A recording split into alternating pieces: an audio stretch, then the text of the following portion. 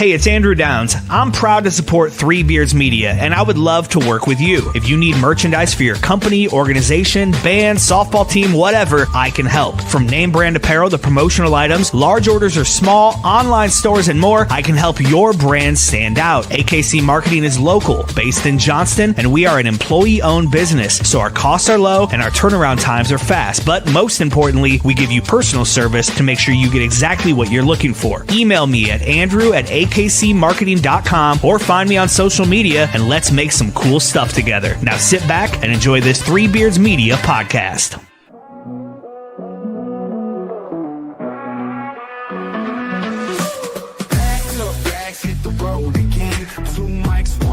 And a long time plan. From the bright lights flashing down in Old Sin City to a 2-drink minimum in the town so great. Plus non-stop on the interstate. Truck stop coffee keeping us awake.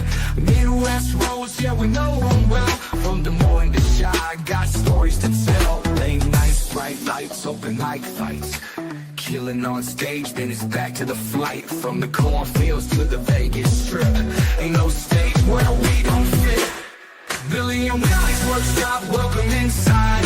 Where the jokes are sharp and the laughs collide. From the neon glow to the small town dive.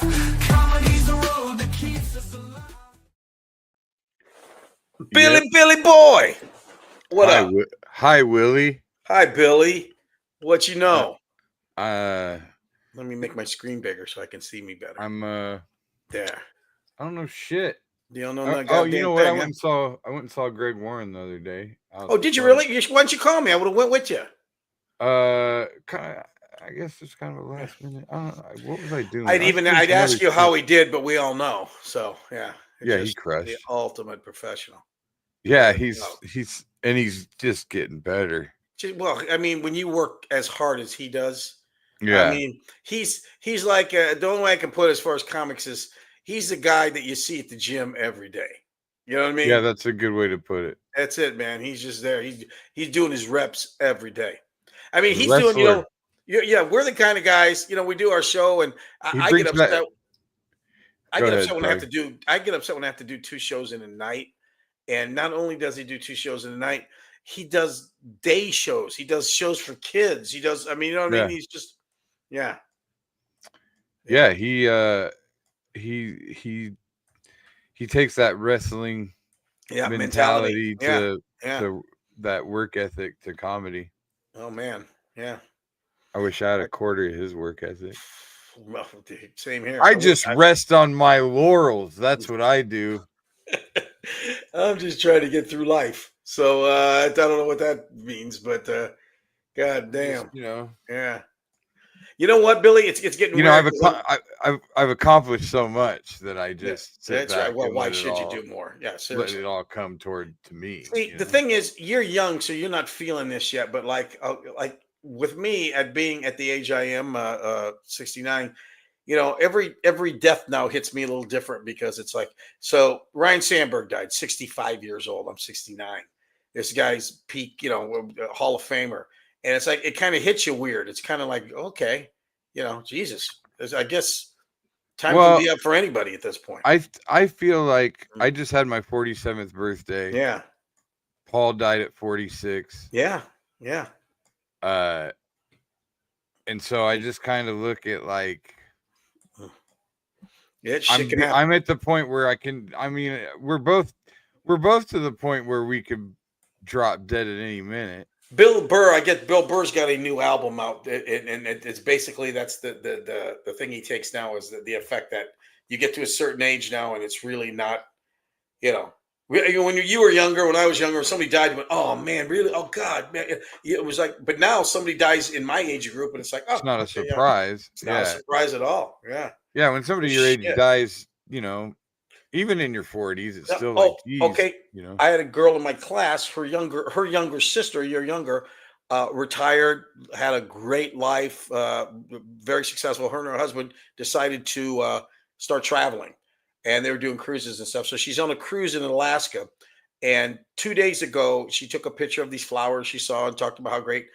Gets influenza A, B, or C, one of those on the cruise ship, right? They take her off, she dies. What? Yeah, she dies from influenza, whatever. Who's this person? Her name was Lori. No, you know her Laurel. how? I went to school with her older sister, and I knew her. I actually did some shows with her before. And I mean, yeah, and just just was on a cruise ship, having a good time, having a good old time. And then How old? 68 or 67, something like that. Yeah, Yeah. my dad. So Mhm. my birthday was just, Yeah, the 19th. right. And my dad's your age. Yeah. He calls me and, hey, are you home? I'm gonna drop off your birthday check. Oh, nice. Doesn't even bother getting me a card anymore because he knows nobody gives a shit. Like, it's Yeah, a smart exactly. thing to do. Yeah. I don't even expect a check, to be honest with you. Yeah. I don't Nice. think I've gotten anything from my mom for Mhm. my birthday in 20 years. Just their love and Yeah. I mean, it's all Exactly. good. Yeah. I still get $50 from my grandma. Nice. Get a She should card. try to Oh, keep up with your age, though. dude, I mean, you know what my grandma's- grandma did that was hilarious? Uh, Well, here, just don't let me forget. I'll get to that. But so my Yeah. dad calls, he's gonna drop the check off. And he comes with the check and he has an envelope that has pictures of my grandma, his mom, who she died. She was 90 when she died, and it was a good 10, 15 years ago. mm. But anyway, it was pictures of her holding my son in the hospital. Oh, nice. My graduation announcement Yeah. program from the ceremony. Mm-hmm. It was all so weird to look at shit like that, all yellow, yeah. shitty looking, like when you looked at your dad's stuff. Oh, Like, yeah. oh man, look how old this fucking thing is. I was looking at it like, man, this thing's fucking yellow. It wasn't yellow. Wow. But then, Well, that's cool. He kind of kept it all, though. yeah, well, and so he's Yeah. giving it to me, and he's like, he goes, here, I had all this stuff, pictures of grandma, and Mhm. he's like, I was like, I don't know why I should have them. I figured you should have them. Okay. And I was like, what, Yeah, you mailing it in? You fucking walking into the woods? What are It's you right. doing? It's right. You be the one to throw them away. That's Yeah, right. exactly. He's like, Yeah. Yeah. he's Exactly. like, I don't know. Well, Oh, all man. right. Pictures of grandma. That's cool. Yeah. But so my other my living grandmother, Mm-hmm. I've got one grandparent left. Oh, yeah. And pretty good. yeah, she's my Hawkeye fan grandma. Yeah. She's Oh, yeah. That's the one that goes sends to the games. Or that's when you Well, start did, going. yeah. When She's you were the a one that kid. got me Yeah. started, yeah. And Yeah. she sends me W's every time we win. Oh, She that's also cool. she also sends me W's when Caitlin Clark wins. Yeah. But I'm if sure the Fever wins without Caitlin Clark, she doesn't send me a W. I love it. She's like every grandparent that's around anymore. Yeah. Yeah. Yeah. So this is what she did that was hilarious. She sends me a card that was like a penguin. Actually, I think I have it over here. Let's see if I can reach it. Mm.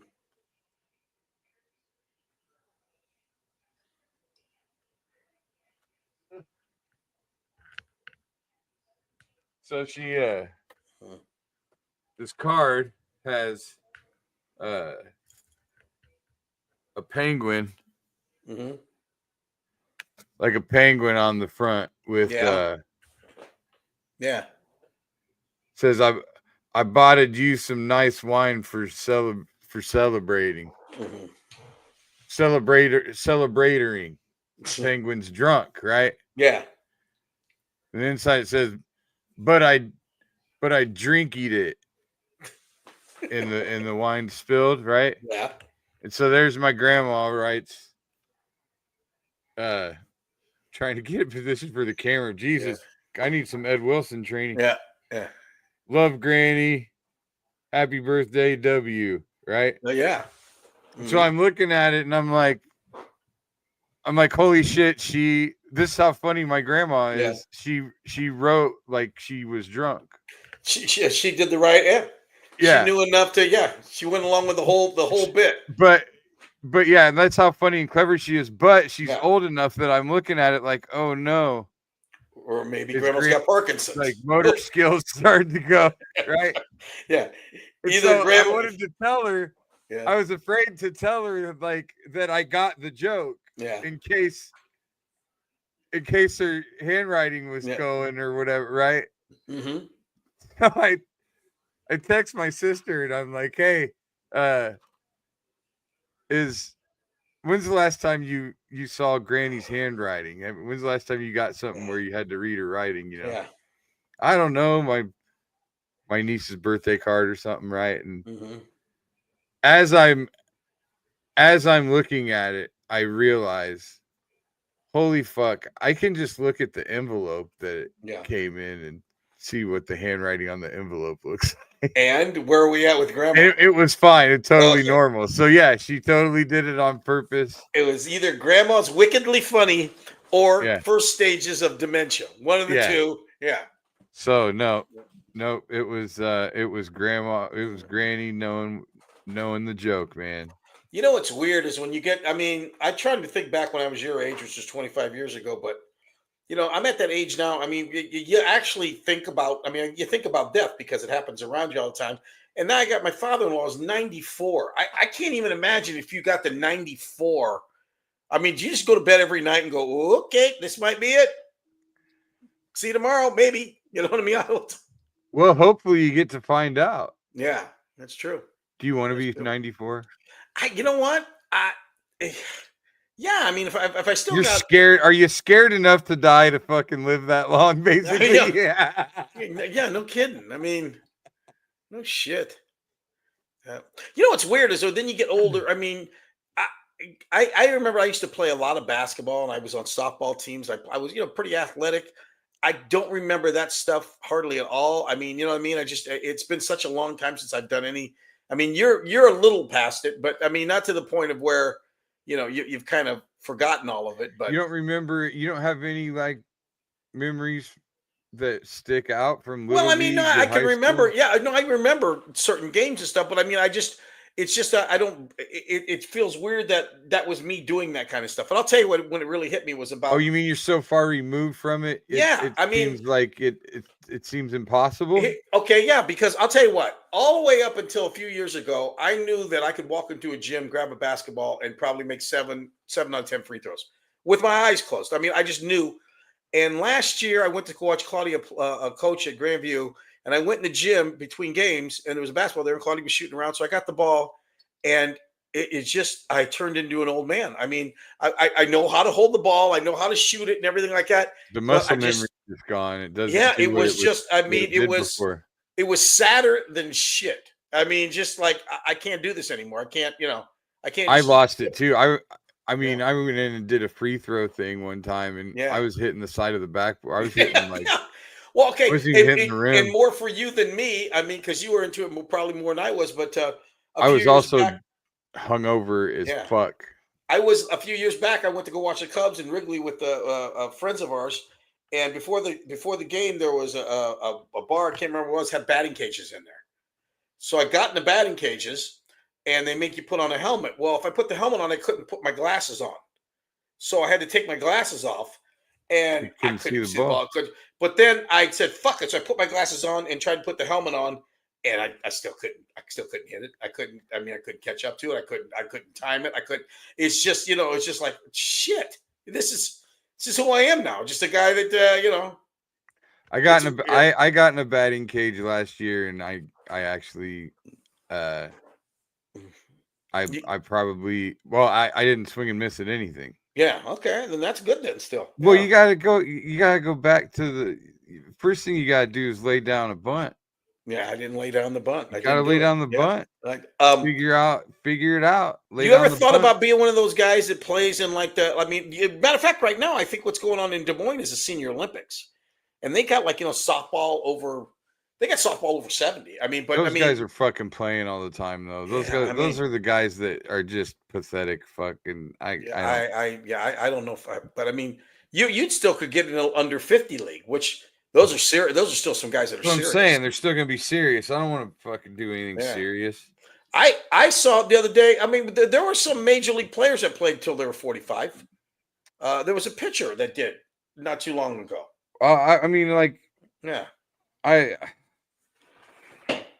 I stopped playing. Like when I got back from college, all my Yeah. friends wanted me to play on their softball teams, and Yeah. I did. Yeah. And it was fun for a minute. But I told myself I was going to quit when my son was old enough to coach. Right. So Yeah. that I wanted to coach my kid. I didn't want to Yeah. miss. Yeah. I didn't want to miss his games. I remember my dad missing a couple of my games because he had to go to fucking some softball tournament or something. Right. Yeah. Exactly. Like, yeah. what Yeah. the fuck? You know. Well, it's the same with me. That's why I didn't never take up golf, because when it was time when all my friends really started getting into it, that's when Claudia started getting into softball. So I Yeah. thought, I'm not going to spend 5 hours on a golf course doing something that's just going to frustrate the shit out of me. So, I made the right choice there. But Oh man, we just had the Polar Bear Open this past weekend. yeah. And How'd it go? Horrible. Fuck, it was bad. Yeah. Like I've been golfing halfway decent the last Yeah. few times out, but I didn't golf when I was in Branson. Yeah. And That's the whole thing about golf. I mean, you gotta you can play. go- I usually play every week at least once. Yeah. And I didn't play for a week, and and it weird. can just fall off. But last year, like first round of the year, I played really well. Yeah. And I didn't play for a year. Mm-hmm. So like it just. Now you play a foursome most of the time, yeah. So the other guys, are they cha-cha-ing you all the time? They giving you a hard time? I mean, is it one of those kind of things where people just log you? Well, no, because I play with the same guys a lot, and they all know how they know if. Well, yeah, they'll give me shit if I'm playing shitty. Yeah, but we do that to each other, right? I got you. Because everybody plays shitty at some. Like they've all seen me play well too, so it's just Gonna hop in a minute. The pitcher you're thinking is Jamie Moyer, former Jamie Cub, Moyer, former 45 or 46, something like that, right? Yep, he just popped up recently. Like, yeah, was he a knuckleballer or I don't remember. Greg I think it's just a regular pitcher. Yeah, I could see a knuckleballer last night. I think Hoyt Wilhelm played a long time because he's through knuckleballs. You know what I mean? So knuckleballs you can throw forever. Like yeah, exactly. Necro. Who was Charlie Huff? Wakefield. Yeah, Tim Wakefield. Yep. Tim Wakefield. Yeah. Yep. Tim Wakefield's the last knuckleball I can think of, but so I remember Charlie Huff looking like he was 70 fucking years old and he was like 42. Yeah. How cool would that be though, Billy? Think about it. If you were in your last year of the major leagues, you lasted like 25 years in the show. That'd be pretty cool. I thought about. Awesome. I actually thought about writing a script about a guy that just decides to practice knuckleballs in his backyard. That'd be a hell of a thing. Why not? Yeah, like, why not? How come you don't see? How come you don't see a lot of knuckleballers anymore? You would think. Guy just says, "Fuck it, I'm gonna go in my backyard and throw knuckleballs." Everybody 8 hours a day. In this day and age, everybody's become a perfectionist in one thing or another. They get better and better. And knuckleball, I mean, to this day, it's been proven no one can really hit a knuckleball consistently. So why hasn't somebody not if it's doing what it's supposed to do? Yeah, I mean, guys get in bad situations and it's not doing what it's supposed to do. Yeah, that's true. And the catcher can't even catch you. Yeah. Can you throw a decent knuckleball? No, that's what I threw. Me neither. When I was a kid, I threw it. Yeah. I threw a knuckleball instead of a changeup because I couldn't throw a changeup. Yeah. So I would just knuckle it up. And so it wouldn't. Sometimes it wouldn't have any movement or it wouldn't have any rotation, but it never moved. It would just be right down the middle, but slow. It's funny. If you ever play with a guy, I mean, I can remember playing with guys that could throw great knuckleballs, and they would just to fuck with you, they'd throw you one. And it's like, and a good one, so it's doing. Oh, the way it dances around. And you're like, Jesus, don't do that to me. I always think about it because, see, that was the thing. I didn't throw hard enough for it to do anything. Yeah. That's what people don't understand. You got to throw it hard. Yeah. To make it do anything. And the funny thing about a knuckleball is when you throw it, the guy that looks like the asshole is the catcher. Because people can't really notice what a knuckleball's doing when you throw it. It just looks like it's going slow. So you'll watch a guy throw it and you'll go, Jesus, why didn't you catch that? And it's like, you just got to think about, there's times when, like playing third or short, where somebody would hit a line drive that knuckled for some reason, and it's dancing around. And that's how you know, because they hit it hard. Yeah. That's why it's dancing around. Yeah, exactly. For some strange reason, no rotation, the way the bat hit it. And that's weird. So, I mean, I can recall making errors here and there when that would happen. Really? Let's write that movie. Let's write the knuckleball movie. The Knuckleballer. And you know what the name of the movie would be? Knucklehead. knuckleballer. No, Knucklehead. Knucklehead. Yeah. Because the guy's like a goof anyway. Yeah, But, he's a good, and he like gets a bet with his friends. yeah. And Him and he his ends friends up. have a bet Mhm. because he's one of them. Like he gets drunk and just talks about how he can do anything he sets his mind to. Yeah. But he never Exactly. had. You know, they're all sitting in the bar, and they're like, "Oh yeah, like the time you said you were gonna be a detective." And then you threw up at the first crime scene. That's right. That's right. Yeah, exactly. Or like the time where Yeah. you were gonna be a flair bartender and you set that lady's hair on fire with a martini. Yeah, he's tried all a bunch of different shit. And that then he they can do just, flashbacks of those moments happening, you know, Yeah. and they're real slapsticky. Yeah. Like the time you said you were catches going the to chick's hair juggle on fire. Woo! You said you could juggle chainsaws, and that's why you only got 3 fingers on that one hand. Yeah. But yet, I can throw a good knuckleball with it. Of course, you need the hole like that. All right. Well, some guys some guys threw it with 3 fingers. Yeah. Yeah. And They actually, I think Charlie Huff threw it with 3 fingers. Yeah. I think he threw it like this. Yeah. So there you go. There's the movie, Knucklehead. And you could actually play the head role, the lead role. Of course I could. Bill Blank as the Knucklehead. I'm the perfect age, and my shoulder fucking sucks. I'll be the gravelly old coach and A-ball. No, you're my dad, and I gotta convince you to sit on a bucket out back and catch my knuckleballs. And I just got 2 black eyes with tape over my nose. You just keep getting, man. My old man was the best. So like flashbacks of Little League, and you keep saying to me every day, "Dad, piss beat out of you." You'd be like, "Dad, please put on the mask I bought you. I ain't no pussy." Pussies. Then you buy me a giant glove that like the guy from the Indianapolis Clowns used to wear at first base.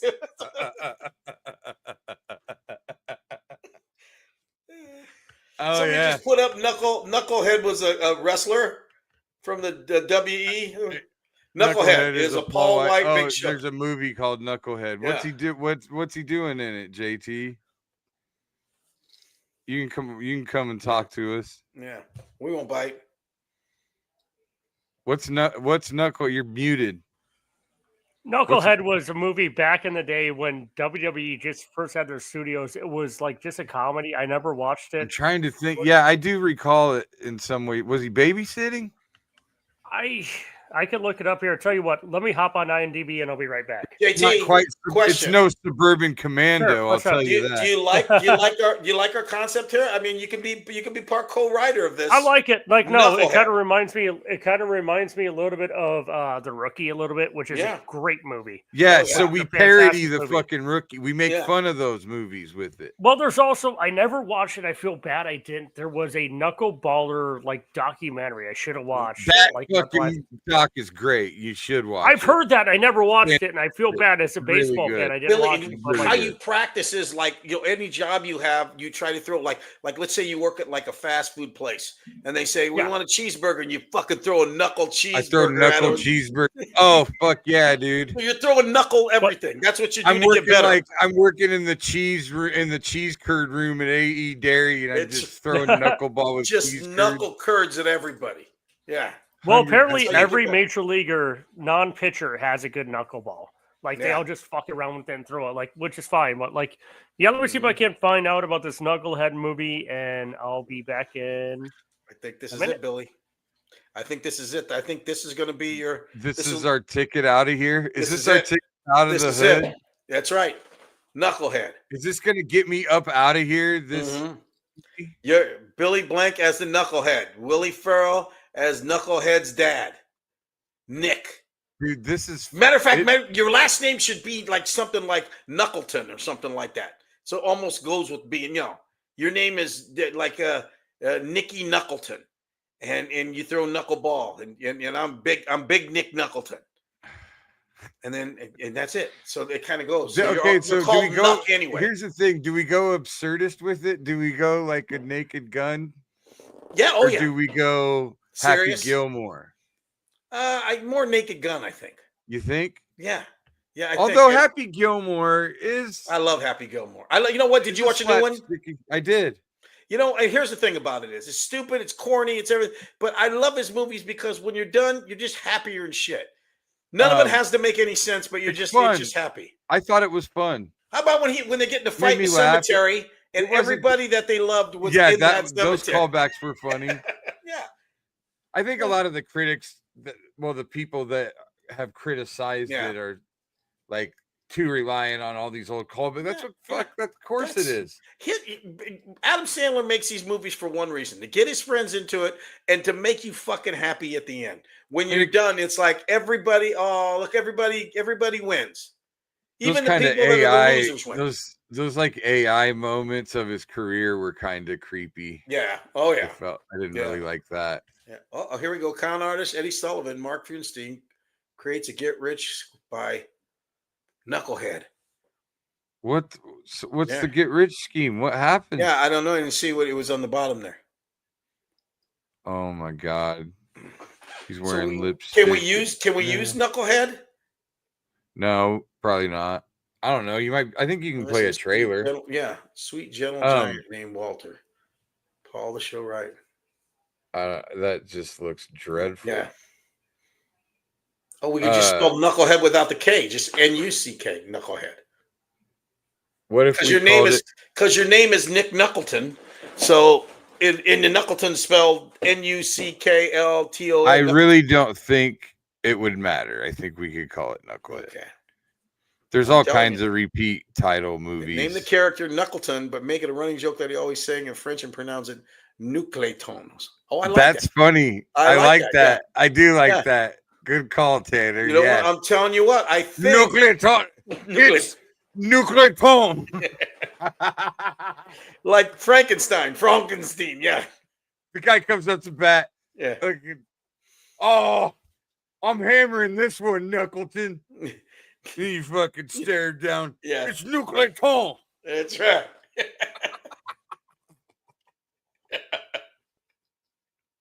Nucleatone. This movie practically writes itself. Do we start off as you as a little kid playing catch with your dad? Is that how the scene opens? With a voiceover from you saying, "That's your first black eye." I've always wanted to. I always wanted to be a major league player. And then you do the voiceover like from like Goodfellas. Actually, I think it would be better if I never played baseball ever at all. Oh, okay. All right. I'm just that much of a fucking stupid asshole that says I can do whatever I decide to do. Yeah. I'm not like delusional. Yeah. But at the same time, my friends envy it. Yeah.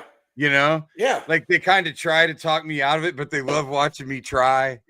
Yeah, because you fail at everything you do. And then, and so like, halfway through the movie, right before I'm about to lose it all, because that's the point where you have to have the up and down. Right.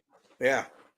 Or that's the point where it start going well, and then you lose it all. Yeah. Are you going to have a love interest? Dude, you have to, or it can't get made. Yeah. It can't get made without a French kiss or two. Yeah. So do we make it a really, really hot chick? Well, if I'm playing the main character, Selma Hayek. But here's the thing. We're gonna get Selma Hayek to play. That's my goal with this movie. Okay, Selma Hayek plays my wife. Now we all got a goal there, yeah. And she's like telling me I'm a fucking loser, and this better work. This better work this time. Yeah. No, Clayton. Why didn't you just help Sydney Sweeney with her jeans issue today? Sydney Sweeney. What happened to Sydney Sweeney? You didn't see she did a jeans ad and people were upset about it. So who did? But anytime we can mention Sydney Sweeney, I mean, there you go. That should be. Do you have the ad? Can we see it? Selma Hayek. See internet. Look it up later. I'm not going to dive into it. What was that? I said Selma Hayek. I didn't say Sydney Sweeney. Selma Hayek's hot, but Sydney Sweeney's kind of the local. Well, she's like, she's like 23. Well, Billy likes them old though. Yeah, dude. Just because you were don't let whatever you were jerking off to cloud your fucking hearing.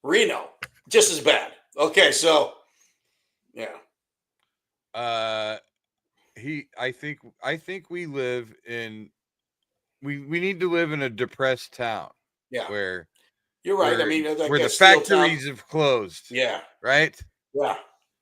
So you gotta, there's only one factory open. Gotta be one of them. Yeah, we gotta be in one of those towns where, like, there's only one steel mill left. Yeah. No, there's only one factory open. All they make are balls of yarn.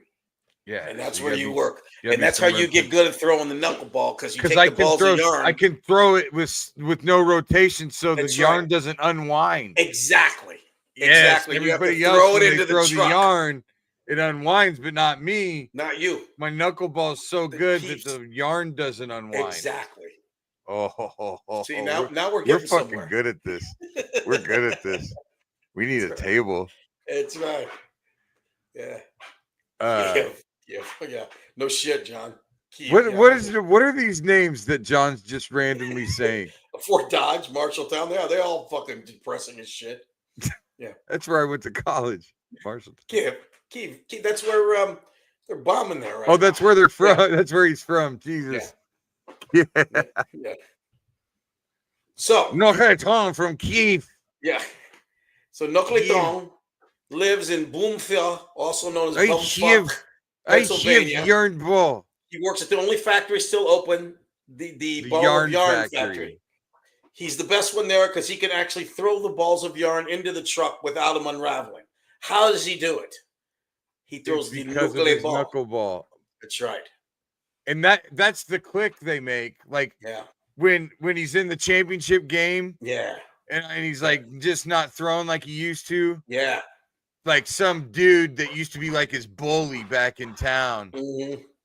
All of a sudden he's proud of him. Yeah. He's like in the stands and he just throws. And he gets up and he yells the one thing, and then he gives him. No, he throws he throws a ball of yarn up in the air. Yeah.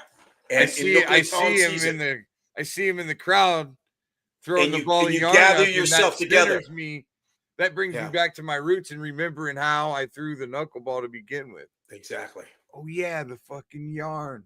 The yarn. That's what. Like I never make the connection until that moment. Everybody else really knows stupid. Yeah, exactly. You're really slow.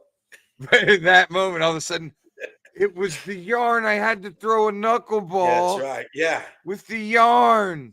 Exactly. I didn't know I threw a knuckleball because it's squishy. It didn't stop, Yeah. Before that, I never threw a baseball in my life. Your arch enemy in the show, the person that you hate the worst that works at the factory is a cat. Because there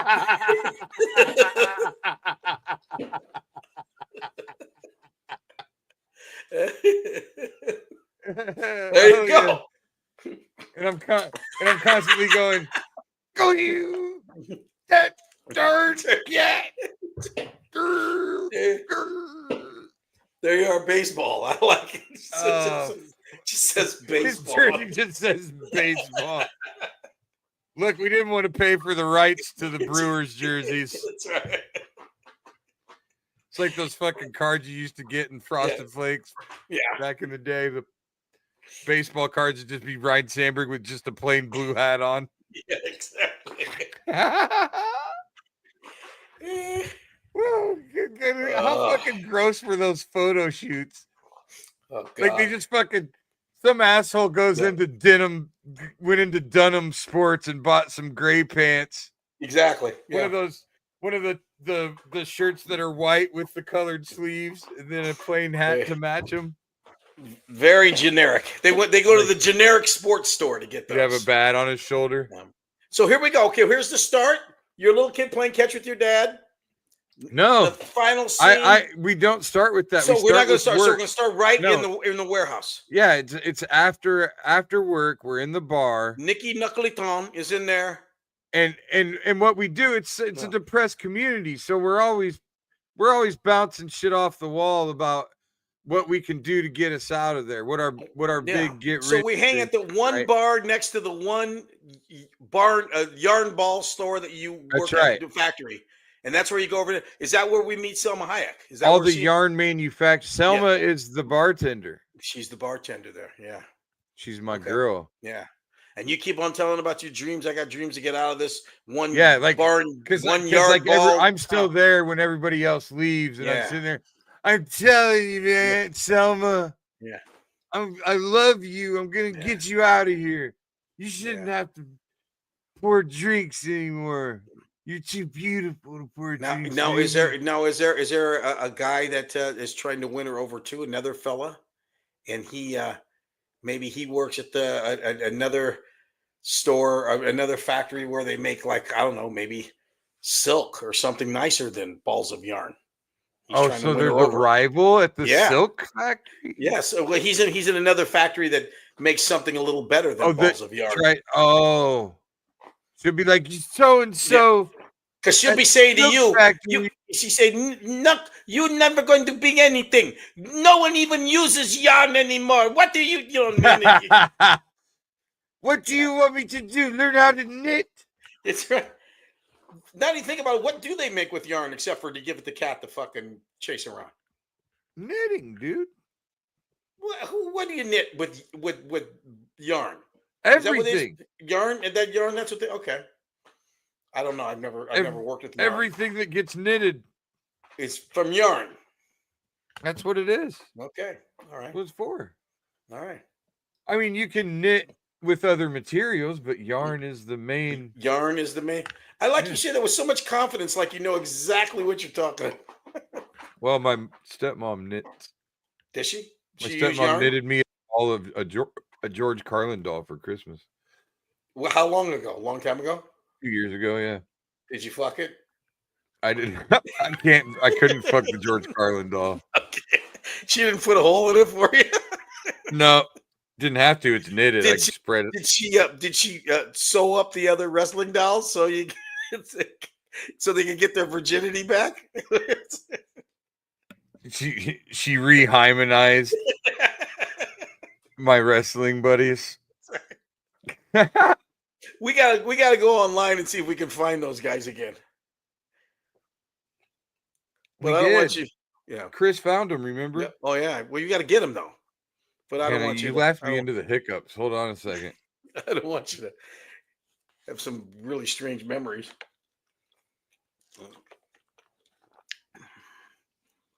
There you go.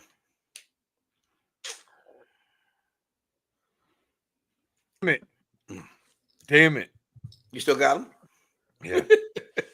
Well, I'm trying to get rid of them with a carbonated beverage, so that's not helping. Well, there is a way, but it looks stupid. What's the way? I'm trying not to do it on the air, but well, do it. I mean, people will learn. This is educational. Yeah, exactly. We reference my buddy Kevin Fitzgerald a lot. Uh-huh.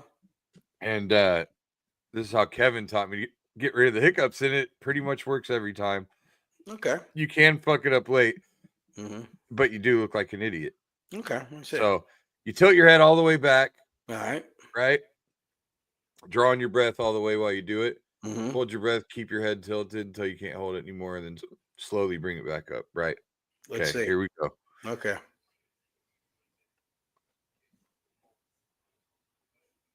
Oh my God. Somebody turning in right now. What are we watching?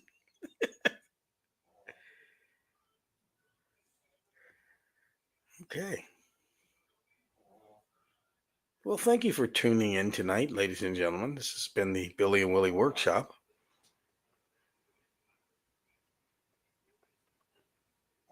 Gone. Seriously? Yeah. So you tilt your head back and hold your breath. It's a fucking miracle. Very strange. Remember they should tell you that you could scare the hiccups away? I don't know that that's ever happened. But they should say that when I was a kid, that was like what they would tell you. They could yeah. Well, I think what happens is there's some kind of I've looked it up before. There's some stupid muscle flap. There's a flap back there. It kind of goes. It's the flap that goes between your windpipe and your swallow pipe. Okay. Right. There's two pipes. So, Well, somebody learned something today. So it's more or less good. like confused. When you get the hiccups, it's like it's confused. It's not. It's contracting. This is a jam-packed show. We're working on what possibly in a few years might be Academy Award-winning film, and we also learned how to control hiccups. This is all in one show. Yeah. So I mean, you don't get that with a lot of podcasts. I don't feel that you get it with any. You really I think don't. that's why we are the number one podcast in. We're the number one podcast on Southwest 36th Street. Yeah, on 8th Street and 36th Street. Yeah, exactly. That's why we're number one. I don't even know that for a fact. That my neighbor could have a podcast right now with 2 people. That's just fucking banging numbers. That's right. My neighbor's Adam Carolla. So I mean, but see, here's the deal. So we're all in the bar, and, with our get rich schemes. Yeah. And different guys, they're all busting each other's balls about each other's fucking deals, like, hey, remember your fucking food truck? Yeah. Can't believe you thought you could drive around selling peanut butter sandwiches, you fucking idiot. Yeah. Yeah. I didn't know you had to keep the peanut butter in a safe place or something like that. Yeah, I got you. Because that's what it'll be. It'll be, hey, what about the time you said you were going to juggle chainsaws or whatever? And then you go, fuck you. What about the time you said you were going to sell your sister's underwear on eBay? I did. But then you kept throwing up. After Belcher. John Burns, auto asphyxiation. John Burns is going with auto asphyxiation. Oh, I plan on going that way, John. I don't know if you knew that. That's our last podcast. That will be our last podcast. Me and Hunter S. Thompson. I'm gonna follow his model of just going. You know what? I not only did I live life on my terms, I died on my terms too. I got a feeling maybe that's the way Epstein went. Who knows? We don't know. Yeah, he was like, just bring me one last picture of a 13-year-old. That's right. Yeah. Give me a young Selma Hayek picture. Slick her hair back. So anyway, back to our film. How do we know that? I mean, do you know that you want to be a major? You don't know that. Does somebody see you doing that and saying, "What are the stakes?" Yeah, there's got to be stakes involved. Yeah. So what's he gonna save? What's he gonna lose? So the guy is there for some reason or another. He's inside the factory doing something. Maybe he knows somebody in the factory. Maybe he has a pickup, and he sees you throwing it. He sees you throwing the thing in the climax. Yeah. No, see, the climax is him just making it to the major leagues, right? Yeah, right. So everything stays kind of local because he's just, he's going to prove if he makes it, he tells somebody he'll make it to the majors. Yeah. And so the journey is getting there. Now, the thing is, he knows nothing about baseball, right? He doesn't even. And you have to have that. Yes. You have to have that cliche ending where he loses the game, but he wins the that girl. Was going to get him to the show. Yeah.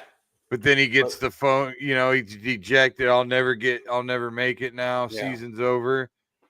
And then he gets a phone call for the call-up roster for the big club. And he's going up for a cup of coffee. We just had Randy Johnson went down. We need another pitcher on the roster without a knuckleballer. Be a nice contrast. And he goes in. Do we watch him pitch that last game? Or what do you say, Nuclear Tom? No.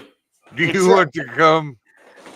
And then that's when Selma Hayek goes up to me and says, "How do you throw that?" And then she pulls her shirt down, and you show her how to hold the ball. I play Tune in Tokyo with right there with her tite. I throw a knuckleball with her tite. You throw a knuckle tite is what you throw. Knuckle tits. Yeah, called the knit. That could be a good porn. Well, you know what? Who says we only got to make one movie? You know what I mean? We make. I have a friend that sends me a lot of fucking videos just to make me laugh, just shit that he wouldn't ever share with anyone else. Aren't you scared anymore that somebody's gonna like fucking take your phone? Dude, he sent me like 3 clips of gay porn. Oh God! Of not the porn, like not them fucking, but like the dudes having the conversations, Oh yeah. Like there's like the guy bringing in the pizza. Yeah, like like there's a dude coming in.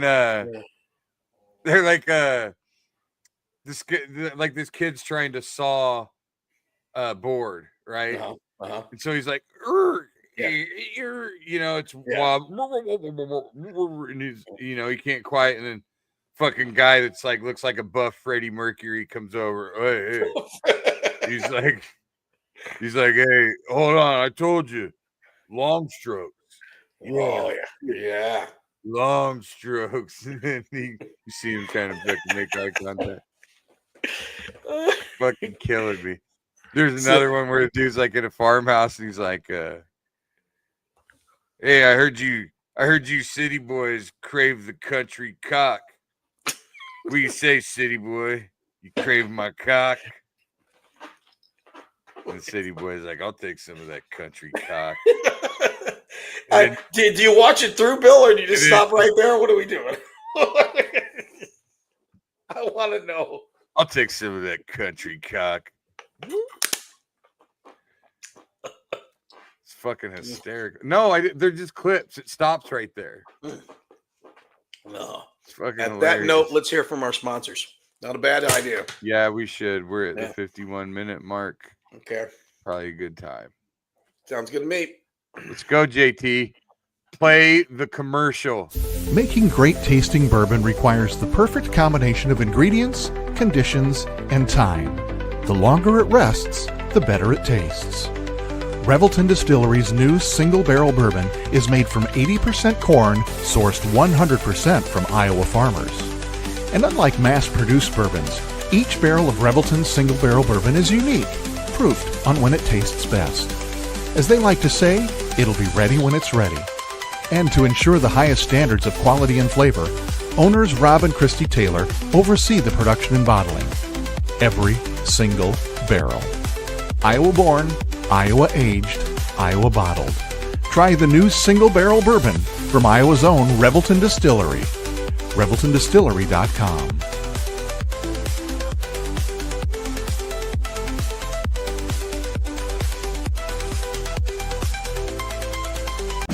In 2023, a crack Green Beret named Dan Douglas retired his military command and promptly escaped to a full-time career in real estate.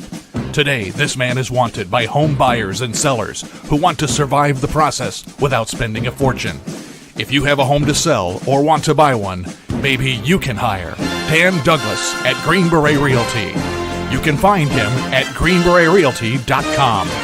greenberetrealty.com.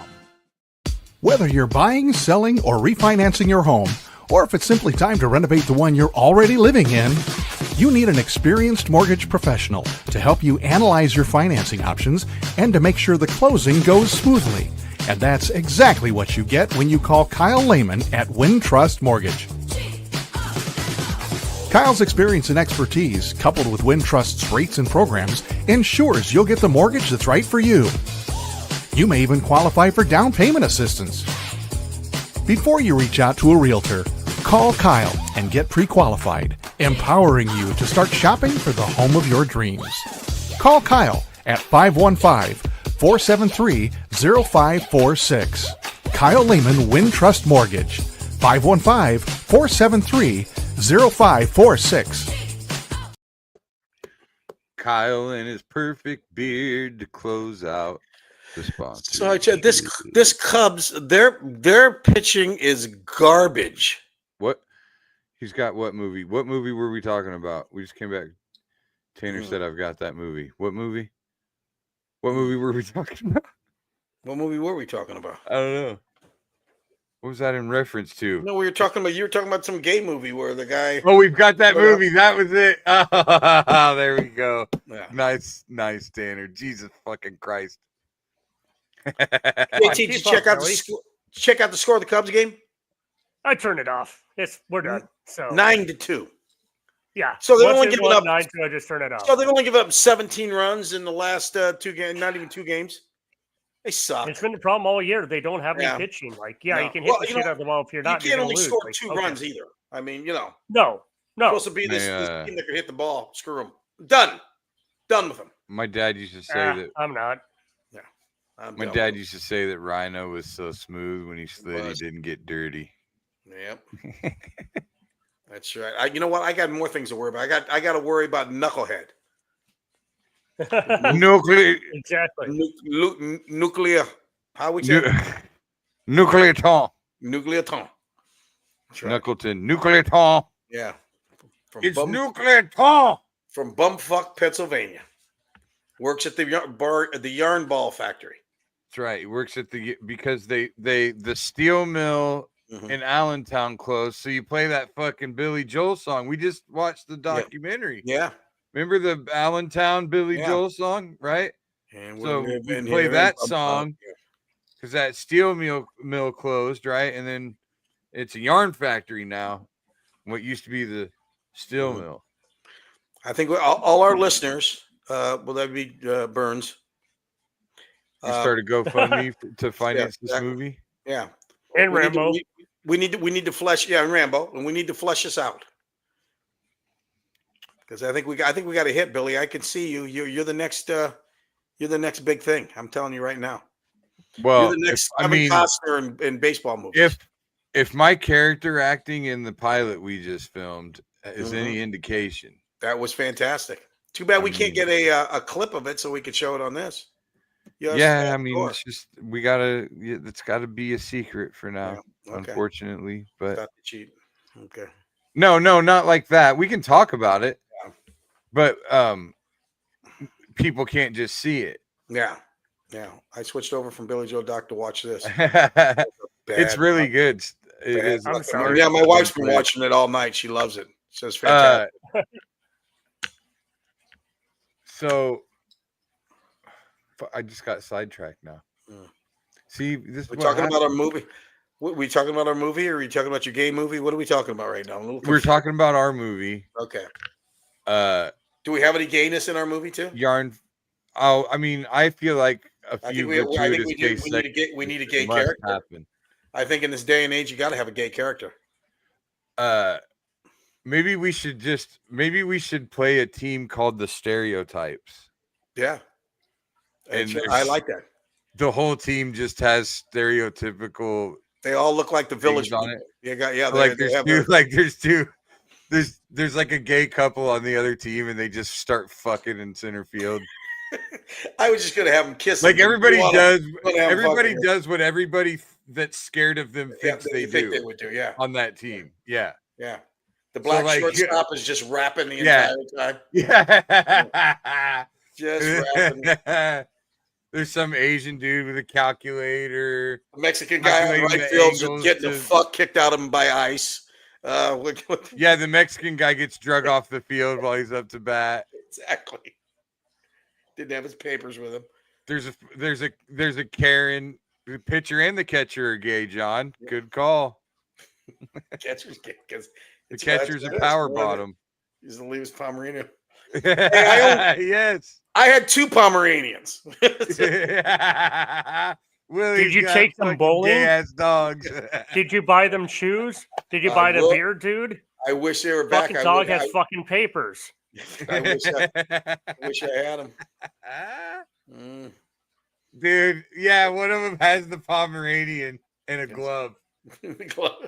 And they're not even left-handed, but they have to hold the Pomeranian with their left hand, so they have the glove in this hand. We have an Asian girl that's just in the dugout giving massages. So, yeah, every once in a while you just see somebody's face like, 7th inning stretch. Okay. What are we stretching in the 7th inning?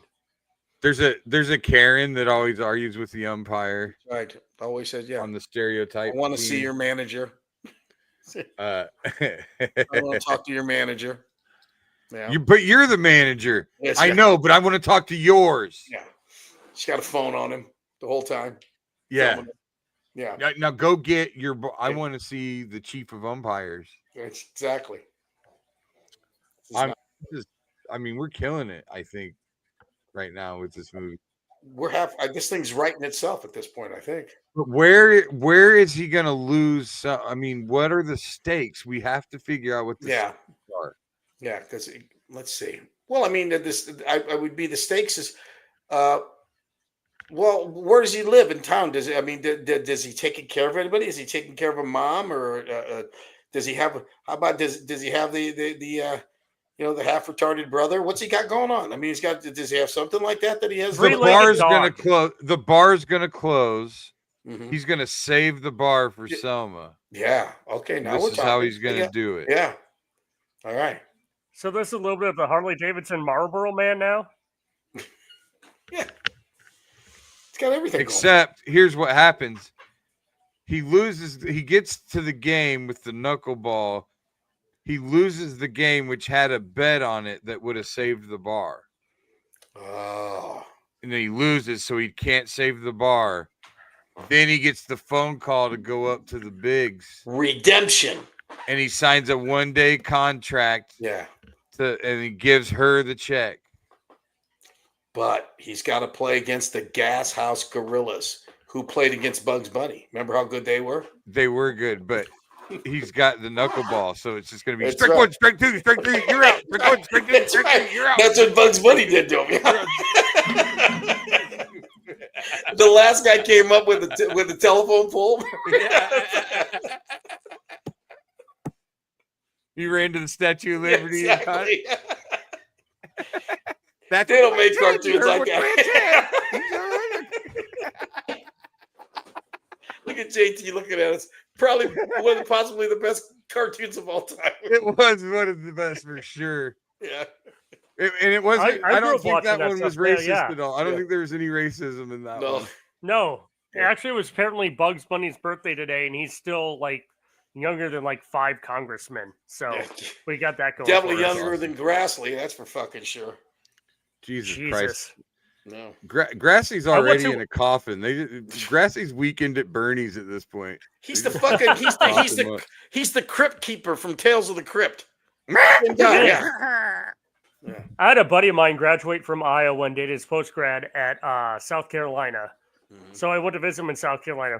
Man, those motherfuckers are really proud of Strom Thurmond, who was like 114 years old and still in Congress. Like the most racist motherfucker in the whole Jesus, world. yes, exactly. I like mean, everyone, beyond racist. oh my God, so bad. So, but You I'll look tell at you me, what, though, South Carolina, Yeah.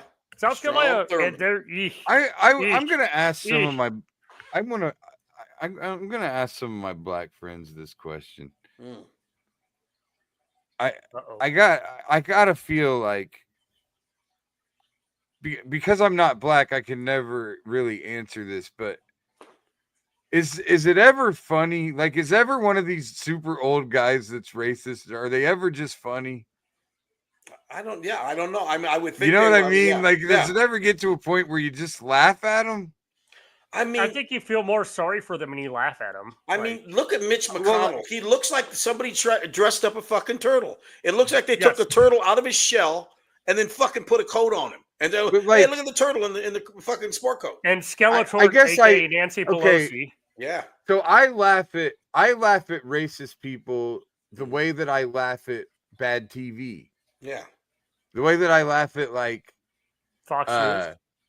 Honey Boo Boo. Mm-hmm.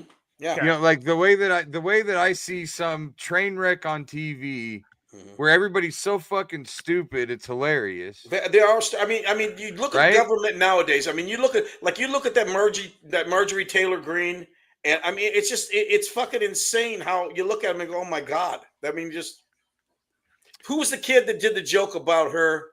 Said her clit was like it was white and pointy like a Ku Klux Klan hat. I don't know. That's so fucked up. Yeah. I'm just saying, I'm not even talking about on that level.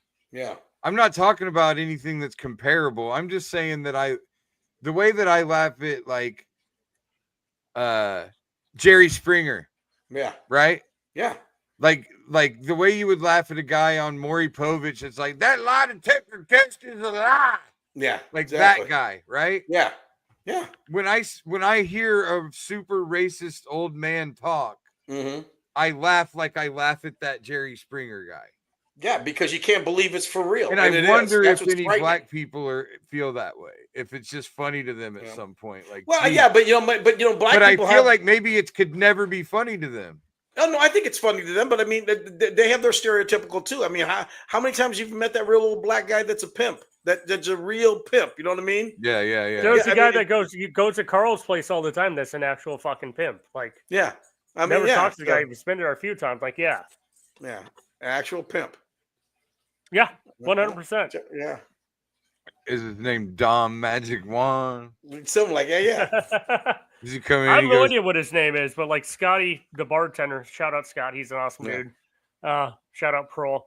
Like he's like, no, that dude's an actor. I'm like, oh, okay. Never talked to the guy. So like, but does he, have a wide variety of bitches?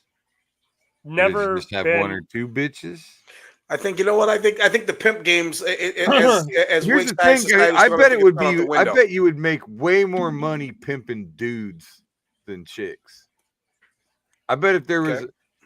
But see, that's the thing. It's like gay. Like a lot of dudes that would be in prostitution could probably kind of handle themselves. Obviously, they might not need pimp. Billy, I think the point you're making is that we don't know. Is I think a lot more people are down low than you think. You know what I mean? I think there's a lot more gayness out there. Meaning more than in more than one way. Well, I mean, I'm just saying. I mean, I think a lot more people are. That's what I'm saying. They pay big money to discreetly fuck a dude somewhere. Yeah, exactly.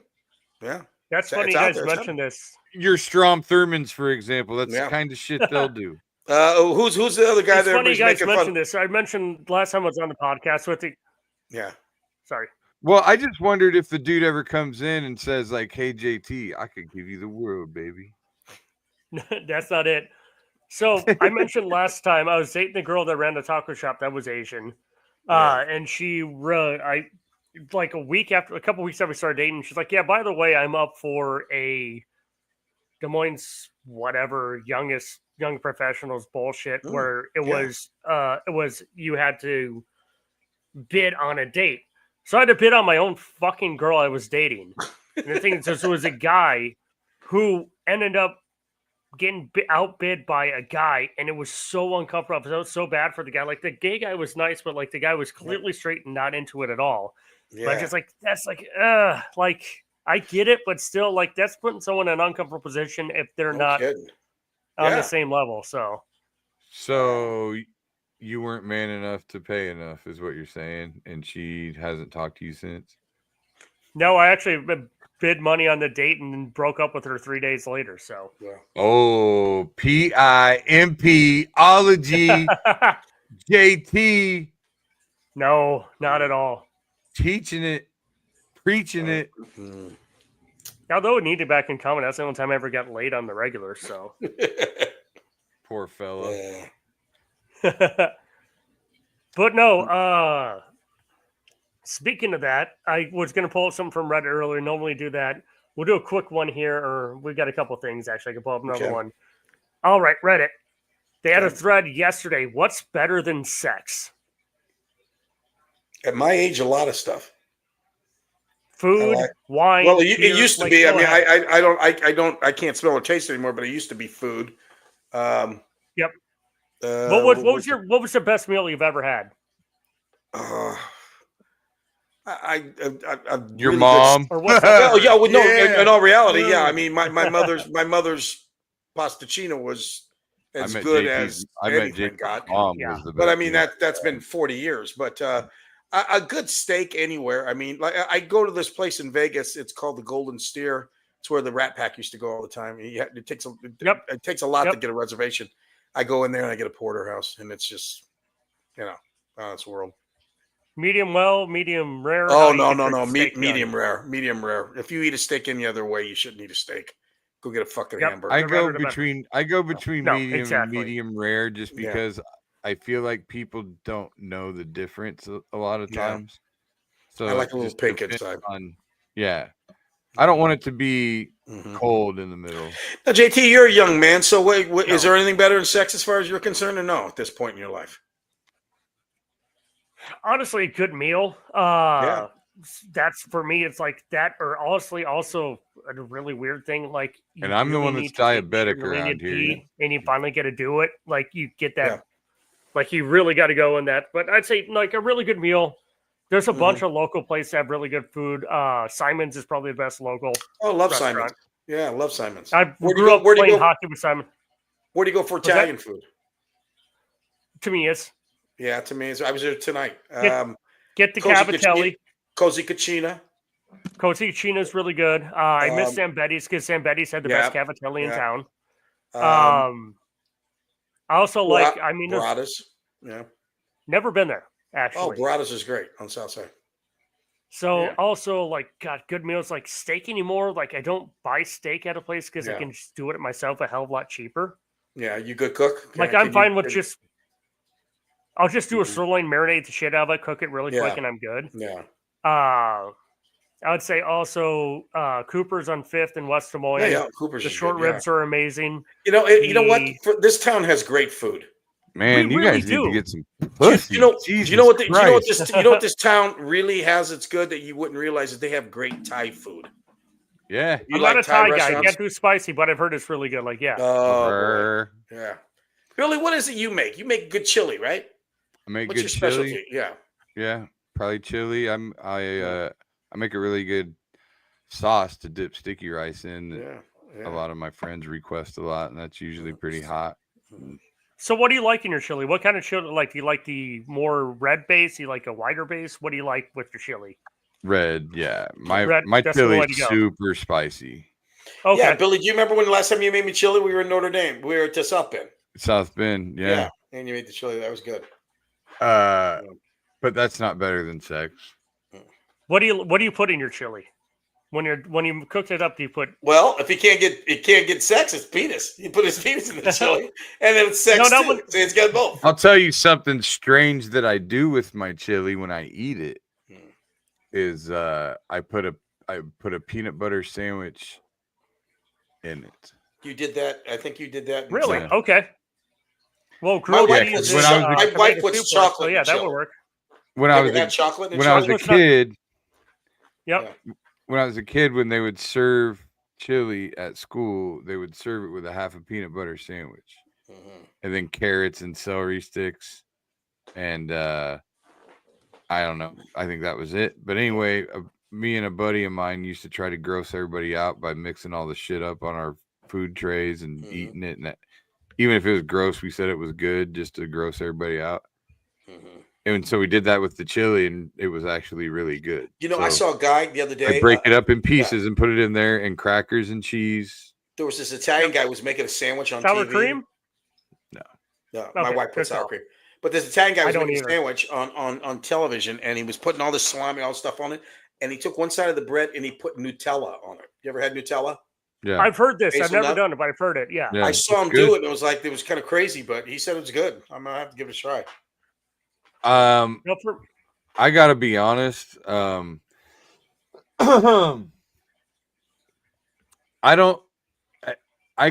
can't say that there's anything I can think of that's better than sex that you have regular access to.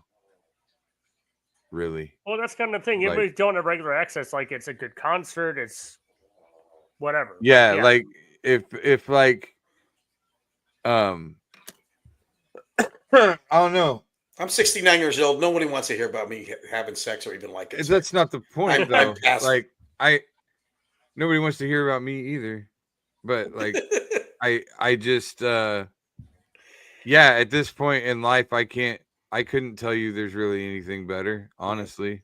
Well, you guys still do stand up, like just killing it on stage. Is that better? Like getting the rush of no. You know what? I mean, we've been doing it long enough that don't get me wrong. I love killing it on stage, but it's just ain't nothing better than busting nut. Ain't nothing better than busting nut. That's my rap name, but yeah, bust a nut. I like it. Mama told me never stop until I bust a nut. But see, okay, here's the thing. Think about it. If there really is anything, because like you guys are sitting here talking about, a good meal. You sound like fucking idiots. Why? Why? Why am I better than sex? Oh, a good meal. Dude, there's no fucking meal on planet Earth that is better than the fucking utter beauty of a naked woman. Well, I'll tell you what. Maybe you might be right, and you might be right. I might be crazy, but it's just no. I was Billy. But it just may be a lunatic I'm looking for. The point is this: I'm at a point in my life where no one wants to ever hear me even talk about sex. I don't want to fucking freak out my audience, the people that are listening, me talking about sex. It just not. So I'm going to go the other way. But you don't have to talk about it to say there isn't anything better. You can just say no. Abraham Simpson talked about sex. Yeah, that's right. Grandpa said sex. But it just isn't, dude. There just isn't anything better. Like for me. No, is it Billy? Is it sex or is it love? Is it love making or is it sex? Are they the same to you? Is it the same or is one better than the other? I think. Do you cry after sex? I think some Billy? of that stuff's bullshit. I mean, yeah, there's somewhat of a difference between making love and just having. I don't know. I think some of that's bullshit. Because really, like, I'm a passionate lover, right? See, no matter what. Now this is JT. This is going to be in your head the rest of the night. Did you want that? But what I'm saying is, there's a difference between the way the same thing feels whether you're in love or not, right? Yeah. But it's still the same. You know what I mean? Yeah. Like, I gotcha.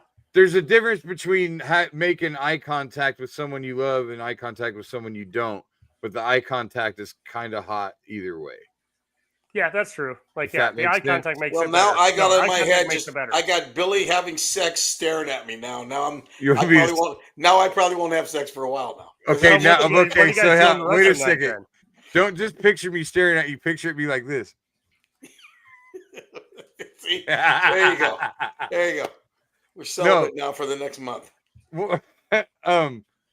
So I just honestly, I don't. But I mean, it's not like I never chose things over pussy. Like there's been times where a girl will give you kind of make you feel guilty, give you some kind of ultimatum or some shit. Try to stop you from watching something on TV. See if she's got the power. You know what I mean? Yeah, it never happened. You've never been watching something and she comes over like climbs on top of you or some shit to try to get you to pay attention to her instead. See if her pussy's powerful enough to get you to stop watching the game. Smells that day. Get Billy to stop watching gay porn. I wouldn't stop watching it. I'd keep watching it to keep my dick hard. No. All right. Move your head over. I can't fuck you unless I'm watching two dudes. I want to keep on looking at that Freddie Mercury motherfucker. I got Maury Povich going. Like, yeah. I want to keep looking at the WWE version of Freddie Mercury with a saw in his head. He looks like Dan the Beast Severn, all sweaty and shit. Ken Shamrock, yeah. All right, I'm gonna pull up another thing from Reddit here. This one I found funny earlier today. Well, there's nothing better. I'm just saying, I love vaginas that much. I can't think of a better thing. I'll let Billy speak for me. To have around. All right, so I'm gonna pull up one from Reddit here earlier today. My girlfriend is mad at me over something I couldn't control during doctor's visit. What do I do? I've been dealing with pain. This is hilarious. Let me hear it again. Start all over. My girlfriend is mad at me over something I couldn't control during a doctor's visit. What do I do? Did he get a boner? Let's not ruin the surprise here. Well, he's going to ruin my fucking first joke I ever wrote, I have a feeling. Yeah. I had been dealing with pain while peeing, so I went to a urologist yesterday. My girlfriend wanted to come with me for support, so we went to the appointment together. During the physical examination, the doctor happened to be a woman, had to check my genitals, and it was the thing of mine that got hard halfway out of the blue. It was completely involuntary, not sexual at all, but I was nervous and I was really embarrassed. After the point, my girlfriend started acting distant. When I asked why, she said it was because she made her feel disrespected and she felt like it was cheating. I explained it was involuntary and had nothing to do with the attraction, but she's so cold and upset about it. I don't know how to fix it or explain it to her. What do I do? You tell her she's a stupid fucking cunt and run. First of all, this guy, you know what? Doesn't matter what he does. Who in the hell brings? I wouldn't bring my wife, let alone a girlfriend, into a doctor's appointment. No, that's just bizarre. But if he like maybe as a kid you have a parent just for support. No, if like this if is a really grown-ass man with a girlfriend. If he went with her to a mammogram, and her nipple was hard because the room was cold, could he get mad at her because the male doctor made her nipple hard? What kind of doctor is this that lets the person? I mean, I could see if it was some kind of procedure that was, but I mean, she's a hot topic. I can tell you that much. I'll be looking this up later on the internet. Yeah. She's a I mean, usually you go in and say, I'll be right out. If there's something comes up, a complication, maybe you should come in then. Yeah. But other than that, what are you doing in the room with them? That's just nuts. I know. You know what he's doing? They got problems to start with, okay? He's in the room letting the universe fucking tell him, send him a sign to get the fuck away from this girl.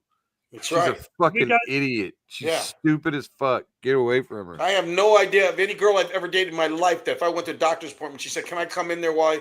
That you got problems from the get-go. They got problems. So my follow-up question is: he ever gotten an unexpected boner in a situation like that?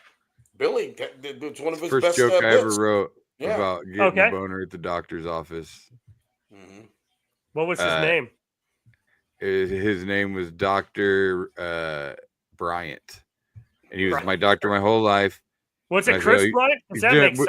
Like, I think you should shut the fuck up and let me finish. Is what I think you should do. You're like a fucking stupid heckling goddamn audience member. Go ahead, Billy. Continue. No, you know what? I don't even want to do it anymore. I don't even want to. You know what?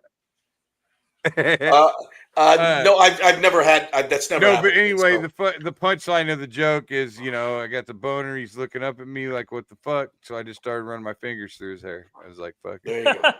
Didn't know what else to do. Good night. Be here a week. I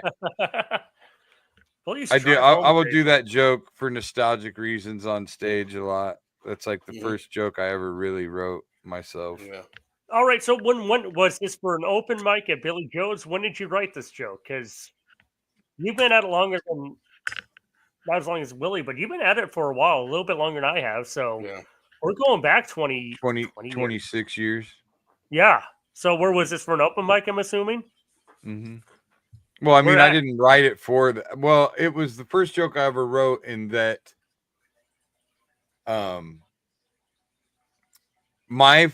one of my biggest fears in life was getting a boner during the hernia exam. As I was growing up, I was always worried that would happen. And so that scenario played in my head my whole life. It was one of those recurring fears or recurring thoughts that you have as a kid. So it was always in there. And it just kind of wrote itself upon, I would always think about that. And the first time I was ever on stage, first couple times on stage, actually, I did a lot of jerk off jokes because that's what a lot of young comics do. It's easy. Well, at that time, I was 21-year-old me. You write what you know. Yeah, right. Yeah. But 21-year-old me felt like I went to that open mic for 6 months and watched. Yeah. Nobody said shit about jerking off. Not one guy. I find that hard to believe, but I swear to God. Okay. And so, I mean, maybe like one reference, one, you know what I mean? Whatever. Long story short, none of it was ever honest. Mm-hmm. Yeah. And so I thought my leg up on the rest of these guys would be my lack of sacred cows.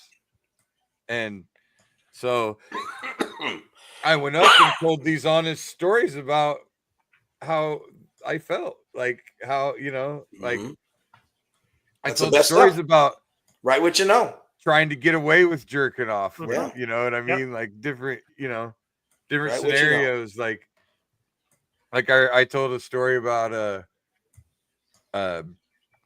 my dad. I was like jerking off in the bathtub and kind of In the bathtub. yeah, it's kind of like splashing around or whatever, you know. And my dad.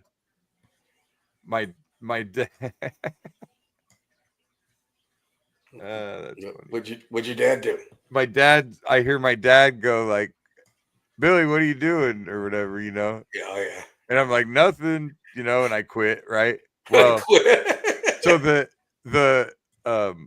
joke that I wrote though was I talked about how I would take toys with me to the bathtub up until even though I was like 17 years old. Toys. So when my dad would hear me, he'd be like, what are you doing? I'd be like, I'm going to get you, Skeletor. Act like I was playing with my He-Man guys. And you're fucking the Skeletor. Splashing around. So, you know, whatever. That was a joke that I had back in the day about playing with fucking He-Man at 17, 16, whatever. All right, Willie. What do you remember? Would you remember your first bit? And what made you do it? Yeah, I used to. I mean, when I used to hang out with my buddies down at Columbus Park, we would tell stories back and forth. And this is back when I started in the early '80s. Freddie Prinze was real big. I don't know if you remember who Freddie Prinze was.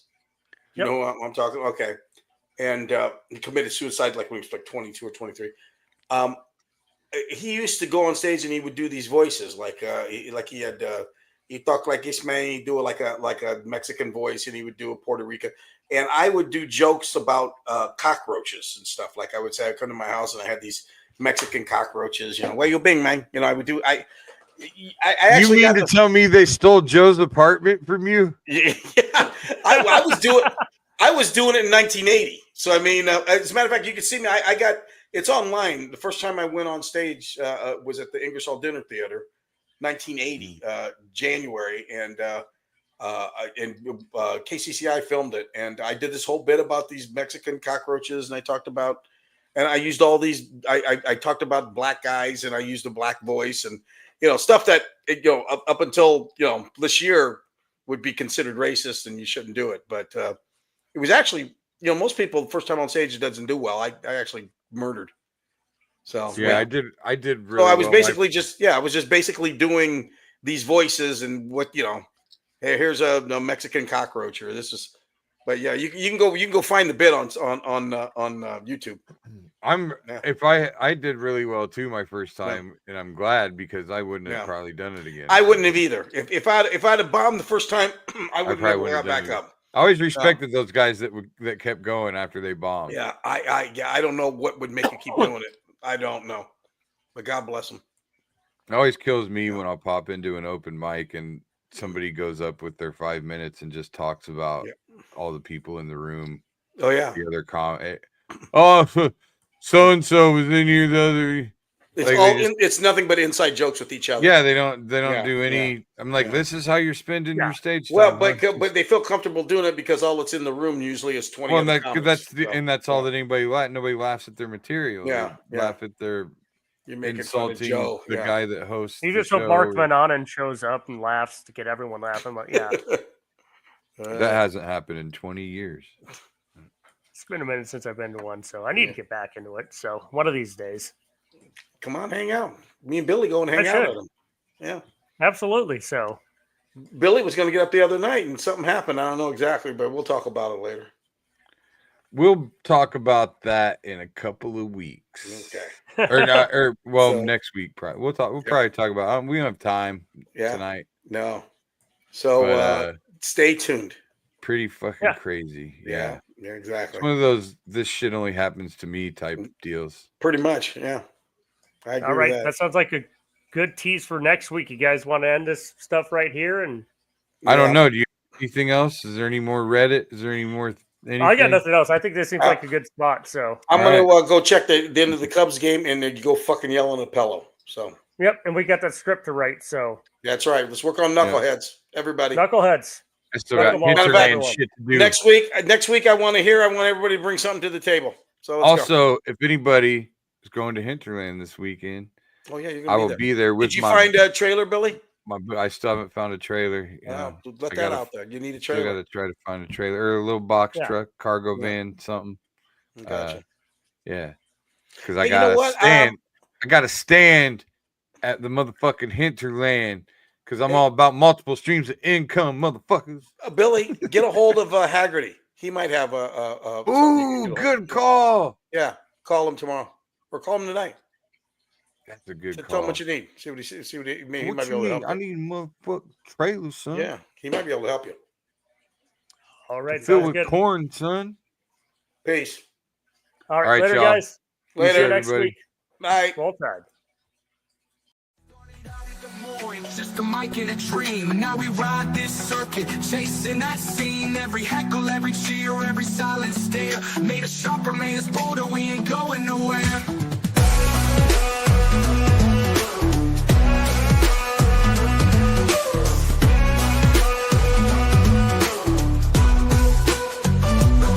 Billy and Willie's workshop, welcome inside, where the jokes are sharp and the laughs collide. From the Vegas stage to the I-80 grind, this comedy life is one of a kind.